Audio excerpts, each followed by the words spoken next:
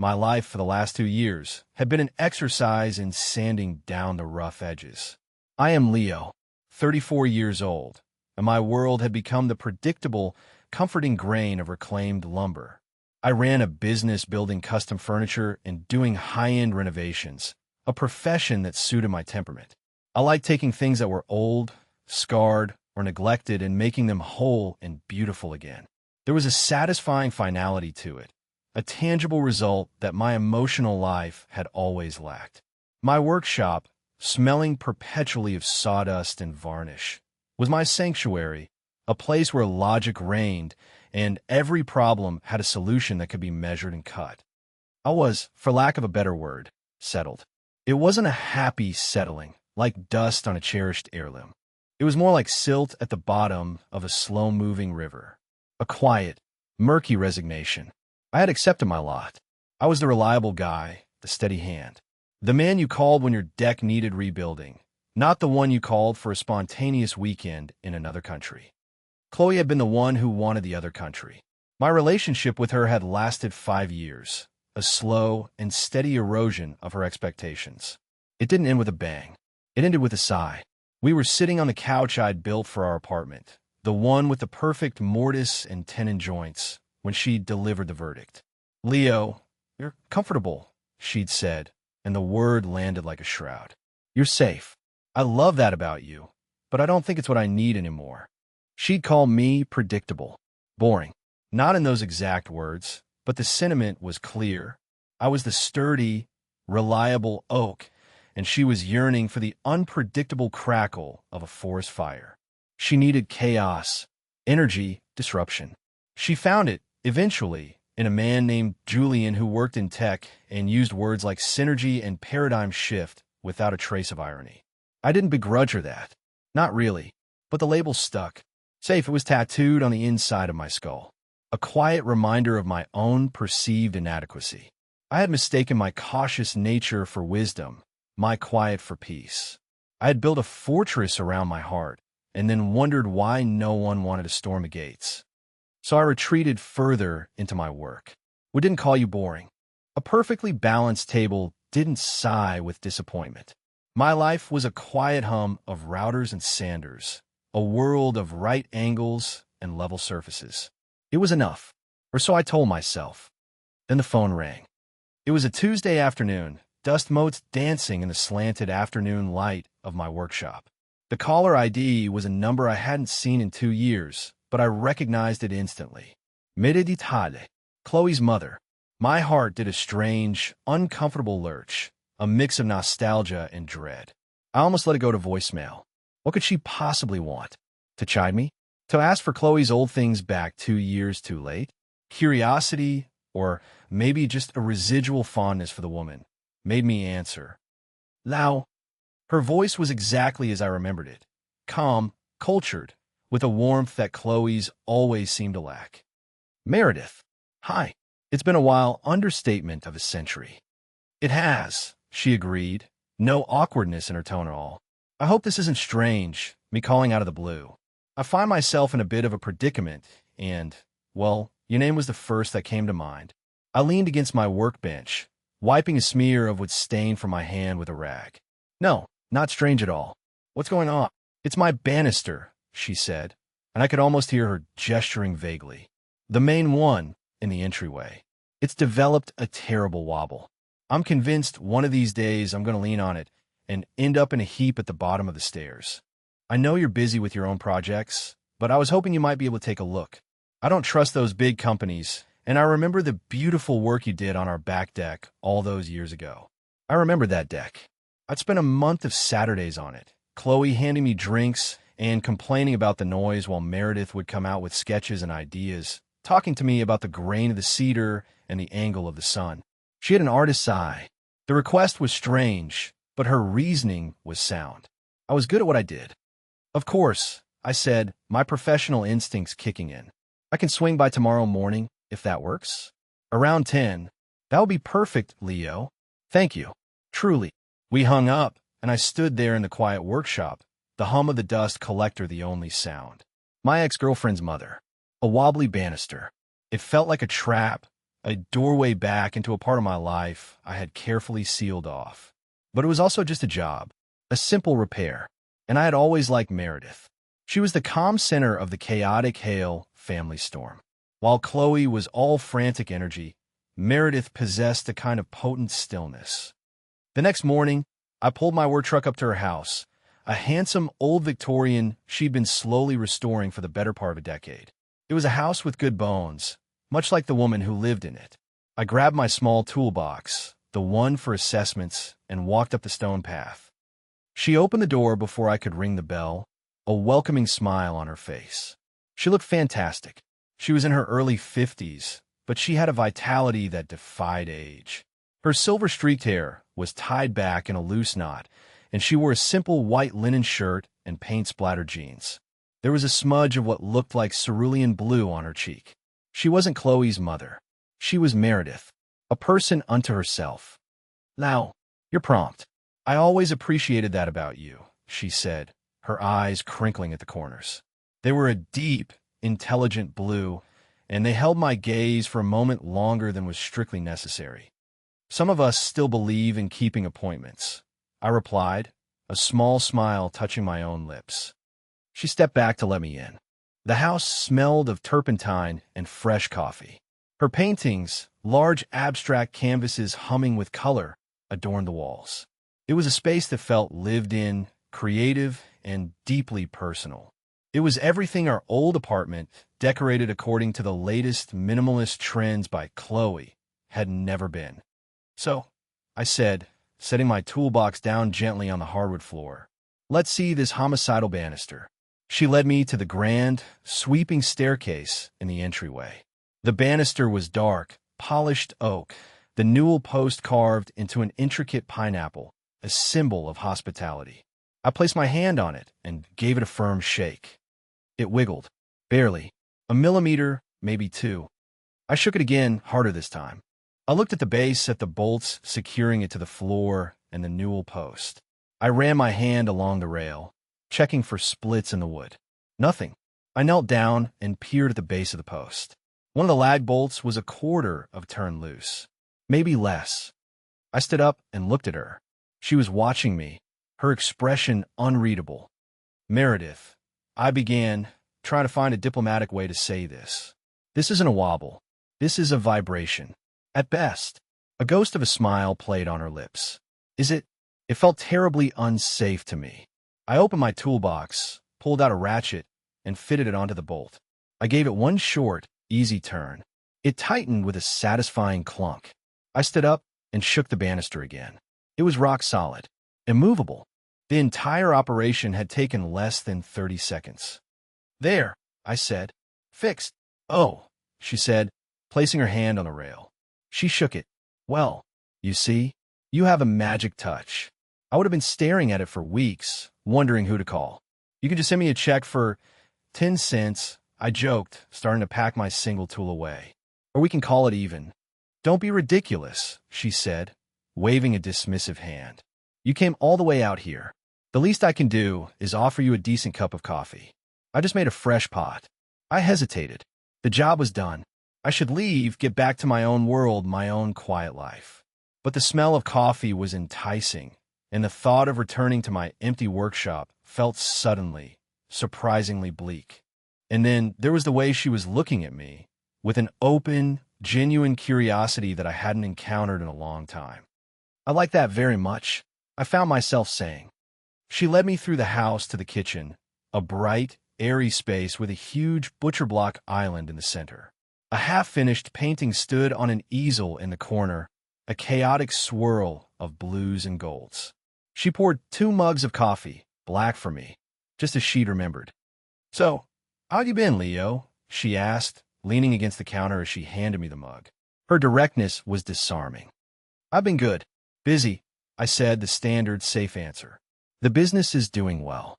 People always need things built or fixed." "I'm glad to hear it," she said, her gaze thoughtful. "Chloe mentioned you were, well, she doesn't mention you much, to be honest. But I was always impressed by your work. You have a respect for the materials. It's a rare quality." The compliment landed somewhere deep inside me, a place that had been starved for that kind of specific, knowledgeable praise. Chloe had seen my work as a hobby that paid the bills. Meredith saw it as a craft. "Thank you," I said, the words feeling inadequate. "It's all I've ever wanted to do." It shows. She took a sip of her coffee, her eyes drifting to a beautiful, dilapidated writing desk in the corner of the room. It was a lovely piece, probably from the turn of the century, but the veneer was peeling and one of the legs was propped up on a stack of books. "That's my next project," she said, noticing my gaze. "A flea market find. I thought I could restore it myself, but I'm afraid I'm better with a paintbrush than a power sander. I'm terrified I'll ruin it." I walked over to it, running my hand over the splintered wood. The joinery was dovetail, hand-cut. It was a quality piece. "It's beautiful," I said. "It just needs a gentle hand. You don't want to sand this too aggressively. You'll go right through the veneer. You need to steam it. Try to reactivate the old glue before you decide to pull it all off." I looked up and found her watching me, a small, genuine smile on her face. I realized I was talking with my hands, my voice filled with an energy I rarely showed outside my workshop. I was animated, passionate, the opposite of safe and boring. "You see," she said softly. "That's what I mean. You understand the soul of it." We stood there for a moment in a comfortable silence, the only sounds the ticking of a clock on the wall and the faint hum of the refrigerator. I felt a connection, a spark of understanding that had nothing to do with Chloe and everything to do with the two of us standing in her sun-drenched kitchen, talking about the beauty of broken things. I spent another hour there. We talked about her art, about my latest commission, about the state of the world, about the best way to grow tomatoes. It was easy, effortless. When I finally left, she insisted on paying me for a full hour of my time, pressing a folded bill into my hand that I knew was far too much for tightening a single bolt. "For your consultation on the desk," she said, her eyes twinkling. "And for the coffee." As I drove away, I looked at her house in my rearview mirror. Something had shifted. A bolt had been tightened, but it wasn't the one on her newel post. It was something inside me, something I thought had been permanently sealed off. For the first time in 2 years, the silence in my truck on the drive back to the workshop didn't feel like peace. It felt like loneliness. A week later, she called again. "Leo, it's Meredith. I have another emergency." There was a laugh at her voice. A much more serious one this time. "It's the back door. It sticks so terribly. I'm afraid I'm going to dislocate my shoulder trying to open it." I knew, with a certainty that was both terrifying and exhilarating, that the door was probably fine. But I didn't hesitate. "I'll be there in an hour," I said. This time, when I arrived, the pretense was thinner. The door did stick a little. The humidity had caused the wood to swell. It took me 10 minutes with a block plane, shaving a mere 1/16 of an inch off the top. Another simple fix. Another invitation for coffee. This time I stayed for 2 hours. We ate lunch. She showed me her studio, a converted sunroom filled with the glorious, colorful chaos of her work. She asked me about my parents, my childhood, things Chloe had never bothered to ask in 5 years. And I found myself telling her. I was in the middle of explaining how I'd built my first wobbly bookshelf at age 12 when we heard the front door open. "Mom, I'm just dropping off that book for you." It was Chloe's voice, bright and strained. Meredith's smile tightened almost imperceptibly. I felt a familiar knot form in my stomach. A moment later, Chloe appeared in the doorway of the studio, and she wasn't alone. Julian was with her, his arm draped possessively around her shoulders. He was exactly as I remembered him. Perfectly coiffed hair, an expensive watch, and the smug, self-satisfied air of a man who believed he was the smartest person in any room he entered. Chloe's eyes widened when she saw me. She stopped dead, a deer in the headlights. "Now, what are you doing here?" "Hello, Chloe," I said, my voice even. I gave a curt nod to her companion. "Julian, Leo was just fixing my back door," Meredith said smoothly, stepping forward to kiss Chloe on the cheek. Her body language was casual, but I saw the protective steel in her eyes. "He's an absolute lifesaver." Julian's gaze flickered over my work clothes, my dust-covered jeans and worn t-shirt, with a faint, dismissive curl of his lip. "The handyman, he said, not as a question, but as a label. Right? Good to see you keeping busy, Leo. Chloe told me you were great with stuff. The condescension was so thick, I could have cut it with a handsaw. Chloe winced but said nothing. She was caught between her past and her present, and her default was silence. In the old days, a comment like that would have made me shrink. I would have mumbled something self-deprecating and tried to become invisible. I would have let him put me in my place, the boring, predictable handyman. But looking at him now, standing in Meredith's vibrant, creative space, I felt a surge of something other than shame. It was a quiet, solid anger. He was a tourist here, in a world of substance and craft, and he was sneering at the locals. I met his gaze directly. My voice, when I spoke, was calm and low, but it cut through the tension in the room. Julian, isn't it? I remember. You're in tech. You disrupt things. I paused, letting the silence hang for a beat. I build things. Things that last. Things that people can touch and use and live with for 100 years. What is it you do again?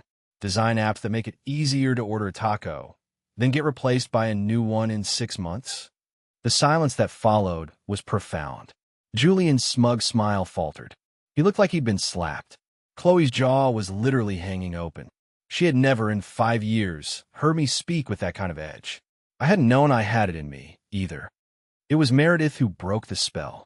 A slow, genuine smile spread across her face. She looked from Julian's stunned expression to my calm one, and then she looked at me with an expression of pure, unadulterated approval. It was a look that said, "There you are. I've been waiting for you." The social test had been administered, and for the first time in my life, I felt like I had passed. Chloe and Julian didn't stay long after that. The air was too thick with unspoken things. Julian made a hasty excuse about a conference call, and Chloe, after a brief, stilted conversation with her mother, followed him out like a pilot fish attached to a shark. She didn't say another word to me. When the front door clicked shut, Meredith and I were left in the sudden, ringing silence of the studio. I felt a strange combination of exhilaration and dread, the adrenaline of the confrontation slowly draining away, leaving me exposed. I expected her to say something, to perhaps apologize for her daughter's boyfriend, or to smooth over the awkwardness. Instead, she just looked at me. She was leaning against a paint-splattered table, her arms crossed, her head tilted slightly. The look in her eyes was one of deep, intense scrutiny, but it wasn't judgmental. It was appreciative, like she was a geologist who had just cracked open a boring-looking rock to find a geode sparkling inside. I shifted my weight, suddenly feeling the need to fill the silence. "I'm sorry if I—" "Don't you dare apologize," she cut me off, her voice firm but quiet. "Thank you. For what?" I asked, genuinely confused. She pushed off from the table and walked slowly towards me, her gaze never leaving my face. "For not letting him diminish you. For not letting him diminish my choice to have you here." She stopped a few feet away from me, the space between us charged with a new kind of energy. "You know," she said, her voice softening, becoming more intimate, "Chloe always saw your quiet as a lack of passion. I think she mistook stillness for emptiness." My breath caught in my throat. "She never understood," Meredith continued, her eyes holding mine, "that deep water runs quiet." The words landed with the force of a physical blow. It was as if she had reached directly into my chest, found the core of my deepest insecurity, the label Chloe had branded me with, and gently brushed it away. Safe, boring, predictable, all the words that had defined me in the aftermath of our relationship suddenly seemed like a foreign language, a gross misinterpretation of the truth. In that moment, she saw me, not as Chloe's ex-boyfriend, not as the handyman, but as Leo, a man who was still and deep, not empty and shallow. It was a feeling so profound, so intensely validating, that I felt a dizzying rush of emotion. It was terrifying. It was wonderful. I couldn't find any words. I just stood there, looking at her, feeling the foundations of the careful, boring life I'd built for myself begin to crack. And for the first time, I wasn't afraid of what might come rushing in. I was hopeful. The moment of being seen, as I would later call it, changed everything. The flimsy pretenses we had been operating under became almost laughably transparent. We both knew I wasn't just there to fix things. The calls continued, but the excuses became more creative, more collaborative. It was no longer a sticky door, but a wobbly garden gate that she thought might look better if it were painted a different color. And what did I think? It was a loose floorboard on the porch that led to a long conversation about what kind of flowers she should plant in the window boxes. Each visit was a carefully constructed excuse to spend time together. We fell into an easy rhythm. I'd do the 10-minute repair, and then we would spend hours talking, drinking coffee, or just existing in the same comfortable space. I learned the rhythms of her house, the way the light fell across the living room floor in the late afternoon, the specific creak of the third step on the stairs. I learned the rhythms of her life, too. I learned that she listened to classical music while she painted, that she had a fierce and biting sense of humor, that she was deeply loyal to the people she cared about, and that she had a loneliness about her that mirrored my own. One sweltering afternoon in late July, she called me about her front door. "It's a real project this time, Leo," she'd said. I could hear the smile in her voice. "The paint is peeling, and it looks so sad. I think it needs to be completely stripped and refinished. It might even take you a few days." The invitation was clear. This wasn't a one-hour coffee date. This was a commitment. I arrived the next morning with sanders, scrapers, and a heart that was beating a little too fast. The work was methodical, satisfying. I spent the day outside on her porch, carefully stripping away layers of old paint, revealing the beautiful, solid wood beneath. Meredith came in and out, bringing me glasses of iced tea, sitting on the porch swing for a few minutes at a time, watching me work. The conversation flowed as easily as ever. It felt domestic. It felt right. Late in the afternoon, a sleek, offensively black sports car pulled into the driveway. My shoulders tensed before I even saw who was driving. It was Julian. He got out of the car, dressed in a suit that probably cost more than my belt sander, and strode towards the house with an air of arrogant ownership. He was alone this time. He spotted me on the porch, and his lip curled into that familiar sneer. "Still here, Leo? You're becoming part of the furniture. Some furniture is built to last," I said without looking up from my work, scraping a stubborn patch of green paint from the door frame. He ignored my comment and walked up the steps, stopping to look down at me. He lowered his voice, adopting a tone of faux concern. "Look, I don't know what's going on here," he began, "but don't you think this is a little weird? You, hanging around your ex-girlfriend's mother." I finally stopped working and slowly stood up, wiping my dusty hands on my jeans. I was taller than him by a few inches, and I made sure he was aware of it. "I'm here because Meredith hired me to do a job." "Right, a job," he said, making air quotes with his fingers. "Listen, man to man, Meredith is vulnerable. She's been alone for a long time. It's a bit pathetic, you preying on that. Maybe it's time to move on. For everyone's sake. Find your own life." The accusation was so vile, so completely off the mark, that it momentarily stunned me. He was trying to paint me as some kind of predator, some pathetic loser, clinging to the edges of a family that had discarded me. The rage that simmered inside me was cold and sharp. Before I could formulate a response that wouldn't involve throwing him off the porch, the screen door creaked open. Meredith stood there, holding a tall glass of lemonade, her expression placid.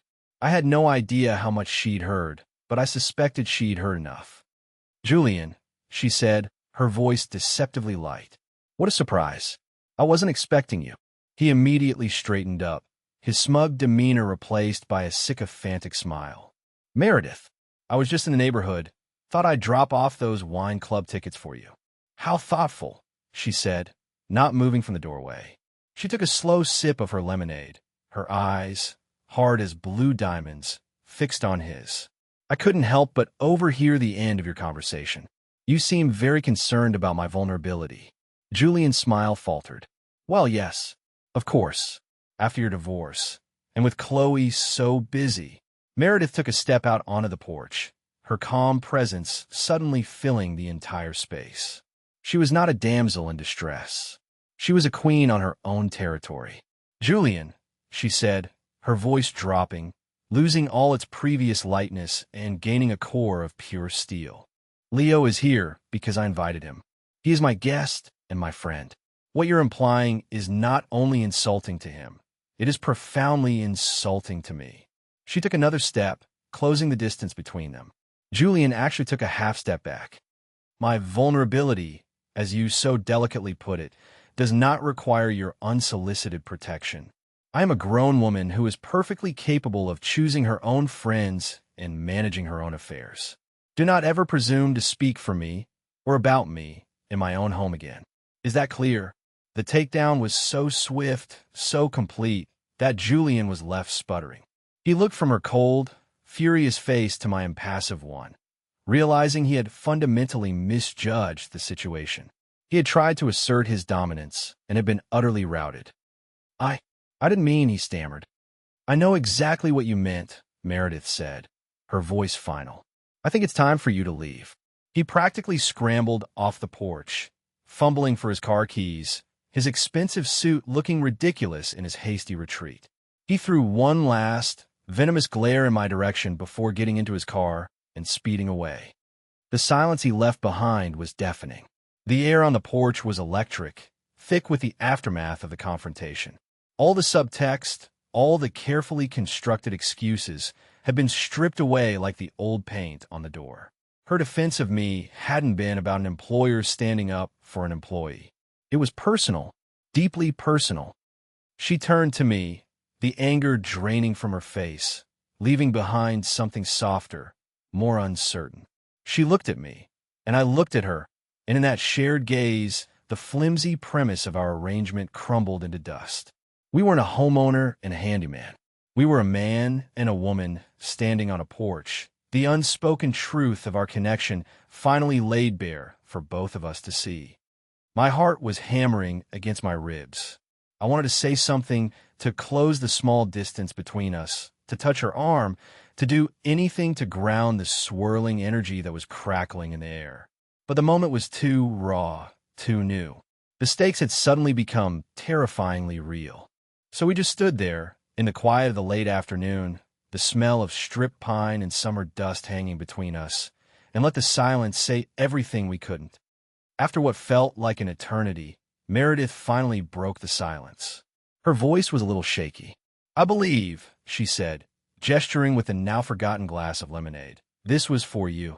I took it from her, our fingers brushing. The contact was like a static shock, a jolt that ran straight up my arm and settled in my chest. Thank you, I managed to say, my own voice sounding rough to my ears. I took a long drink of the lemonade. It was tart and sweet, and the cold glass was a welcome anchor in the swirling sea of my emotions. I finished my work on the door in a state of heightened awareness. Every scrape of the tool, every brush of my hand against the wood felt significant. Meredith had gone back inside, but I could feel her presence, her awareness of me, through the walls of the house. The dynamic had irrevocably shifted. There was a before, and now there was an after. When I finally packed up my tools for the day, the sun was beginning to dip below the horizon, painting the sky in fiery strokes of orange and purple that reminded me of her canvases. As I was loading the last of my equipment into my truck, she came out onto the porch again. She had changed into a simple, elegant blue dress. Don't go just yet, she said. Stay. Have a glass of wine with me on the patio. Please. It wasn't a casual invitation. It was a request. A plea almost. For us to face what had just happened, to not let it dissipate into the twilight. Okay, I said, my heart starting its frantic rhythm again. She led me through the house to the back patio, a lovely, secluded space surrounded by a lush garden she had cultivated herself. A small wrought iron table was set with 2 glasses and a bottle of white wine, already chilled. We sat down, and she poured for us. The silence returned, but this time it wasn't awkward. It was expectant, a holding of breath. We sat for a few minutes, sipping our wine, listening to the evening's sounds of crickets starting their nightly chorus. The charged energy from the confrontation with Julian had mellowed into a warm, intimate hum that settled between us. Finally, she set her glass down with a soft click and turned to face me, her expression open and vulnerable. Leo, she began, her voice soft but clear as a bell. I have a confession to make. I held her gaze, my own glass halfway to my lips. The banister, she said, a small, wry smile touching her lips. It wasn't really wobbly. The back door wasn't really sticking. And this front door, she gestured vaguely towards the front of the house. It probably could have waited another 10 years to be repainted. She laid it all out, her honesty a cleansing rain after the humid tension of the day. She had been making excuses. We both knew it, but hearing her say it aloud made it real. It made it undeniable. She leaned forward slightly, her blue eyes searching mine. I've been creating these little broken things, these small emergencies, as an excuse to see you. To have you here. Her confession hung in the air, brave and beautiful. Then she delivered the final, pivotal blow, the one that required me to step out from behind my own carefully constructed walls. So I have to ask, why did you keep coming back? The direct question left me with nowhere to hide. I could no longer pretend I was just a contractor doing a job. The work was a shield, and she had just gently taken it away from me. I had to face the truth, not just for her, but for myself. I set my glass down and met her gaze. My voice was steady, imbued with a certainty I hadn't felt in years. Because I think I knew, I said. From that first day with the banister, I knew it was fine. But talking with you in your kitchen, it was the first time in a very long time that I felt like someone was actually listening to the words I was saying, not just waiting for their turn to speak or for me to finish. I took a breath, the words pouring out of me now, honest and unfiltered. Chloe. She made me feel like I was a finished project, a piece of furniture that was functional but uninspired. You. I shook my head, searching for the right words. You make me feel like I'm still being built, like there are parts of me I haven't even discovered yet. You don't just look at me, Meredith. You see me, and I needed to be around that. The vulnerability of the admission was terrifying but liberating. I didn't keep coming back for the work. I finished softly. I kept coming back for you. A slow, radiant smile spread across her face. It was like watching the sunrise.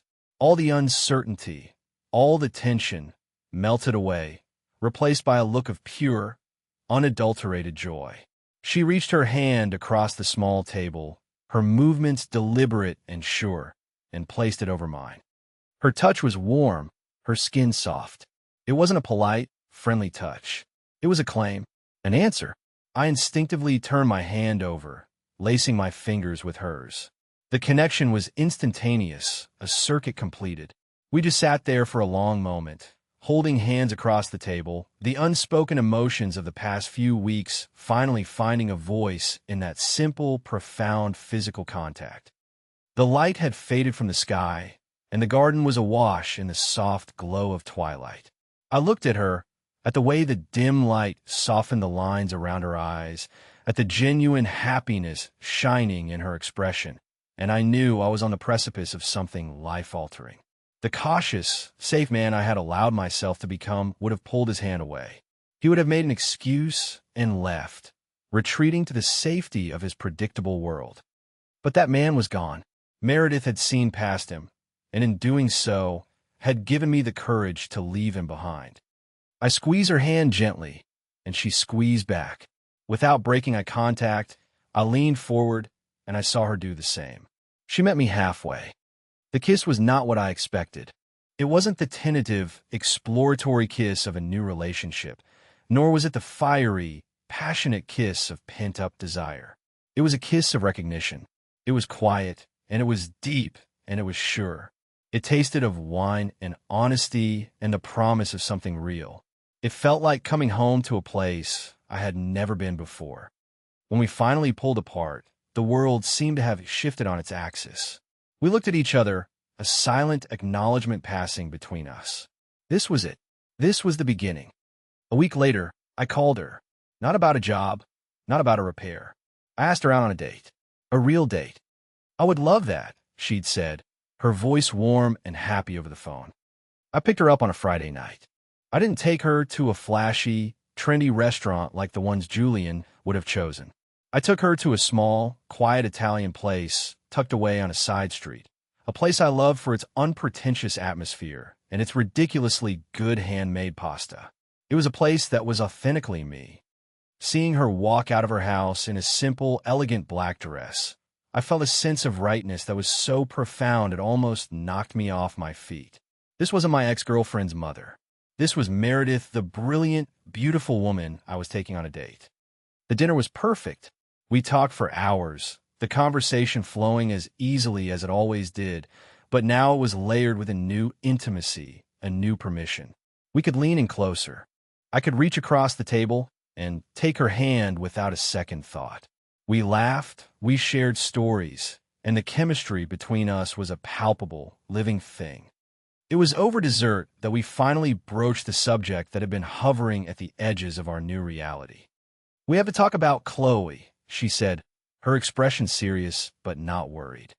I nodded. "My tiramisu forgotten." "I know.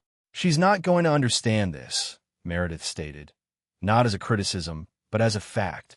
"She'll see it as a betrayal. From both of us." "Are you worried about that?"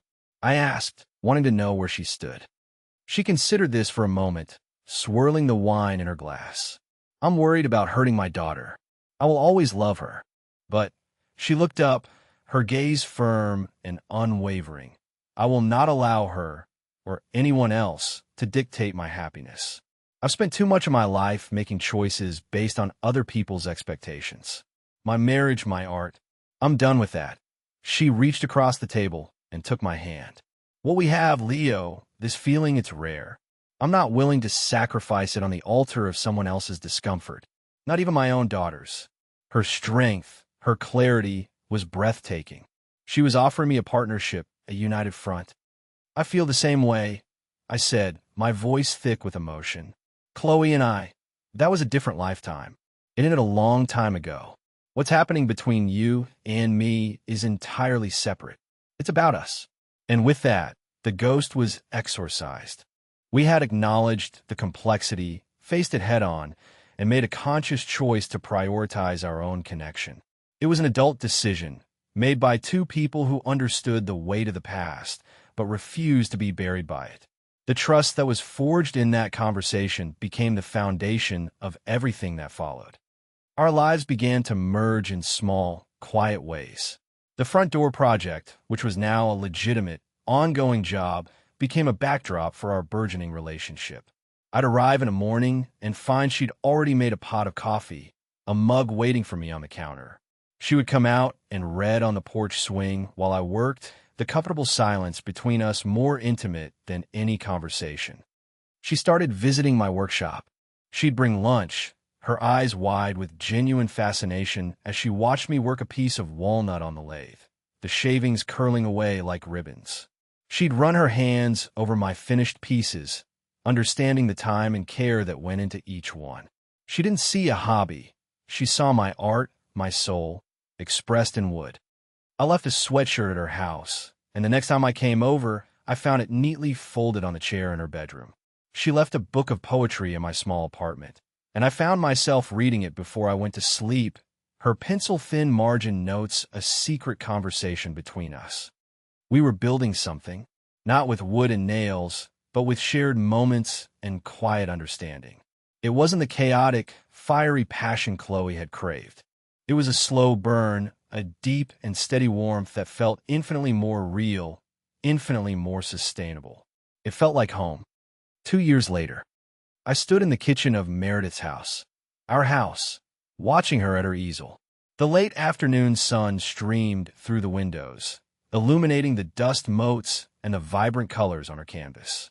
I had moved a year ago, my small apartment and most of its contents given away or sold. My life was here now, intertwined with hers, its roots sunk deep into the rich soil of this home we had built together. My workshop was still my sanctuary, but it was no longer a refuge from loneliness.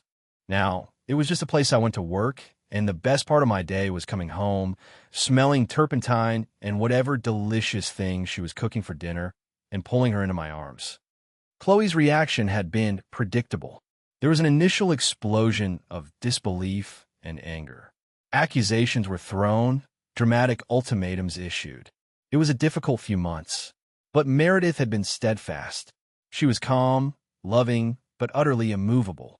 She refused to let Chloe's emotional turmoil dictate her life.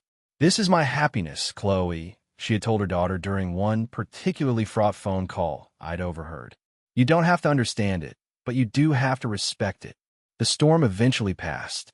The end of her relationship with Julian, who had revealed himself to be as shallow and self-serving as I'd suspected, seemed to grant her a new, grudging perspective. She and I would never be close, but we'd reached a place of détente, a fragile peace forged for Meredith's sake. We could be in the same room for holidays without the air crackling with hostility. It was the best we could hope for, and it was enough. I walked up behind Meredith now and wrapped my arms around her waist, resting my chin on her shoulder. She leaned back against me with a contented sigh, not breaking her concentration on the canvas. "What do you think?" she asked, dabbing a streak of brilliant gold onto the painting. "I think," I said, kissing the side of her neck, "that you're a genius, and that I'm the luckiest man in the world." She finally turned, her brush held midair, and gave me a soft, loving smile. "No," she said, "we're the lucky ones." Later that evening, we were curled up on the sofa in the living room, a fire crackling in the hearth I had refaced the previous winter. A glass of red wine sat on the mantelpiece I had built. The whole house was a testament to our life together, a blend of her art and my craft. Her paintings hung on the walls, and the furniture was a mix of her antique finds and pieces I had built specifically for our spaces. It was a home filled with love and intention. She snuggled closer to me, her head resting on my chest. She was quiet for a long moment, then she pointed towards the entryway, visible from where we sat today. "You know," she said, her voice laced with a playful, familiar mischief, "that banister is starting to feel a little loose again." I laughed, a deep, happy sound that filled the room. I tilted her chin up and looked into her sparkling blue eyes. "Is it now?" I asked, playing along with the game, our game. "That's a serious problem, a safety hazard." "A terrible one," she agreed, her expression mock serious. "Someone could get hurt. You should probably take a look at it." I leaned down and kissed her, a long, slow kiss that was as comfortable and familiar as breathing. "I think I can probably fix it," I whispered against her lips. "But it's a complicated job. It might take me the rest of my life." "I'm counting on it," she murmured back, pulling me down for another kiss. As I held her there, the warmth of the fire on our faces, the solid weight of her in my arms, I thought about the man I used to be. The quiet, careful man who had been so afraid of being boring that he had almost missed out on everything that mattered. Chloe had called me safe, predictable, and she was right. I am. I'm the steady hand, the solid foundation. I'm the man who fixes what's broken. It's who I've always been. But I never knew, until Meredith, what it felt like to be the home someone runs to, not away from. To be truly seen wasn't about being exciting. It was about being essential. And in her eyes, I was. I finally was. Have you ever found a connection in the most unexpected place, with the most unexpected person? What do you do when your head tells you it's complicated, but your heart tells you it's right? Tell me about a time you took a risk for a relationship that others might have questioned. I want to hear your stories in the comments. If you like this one, leave a like, subscribe, and I'll see you in the next.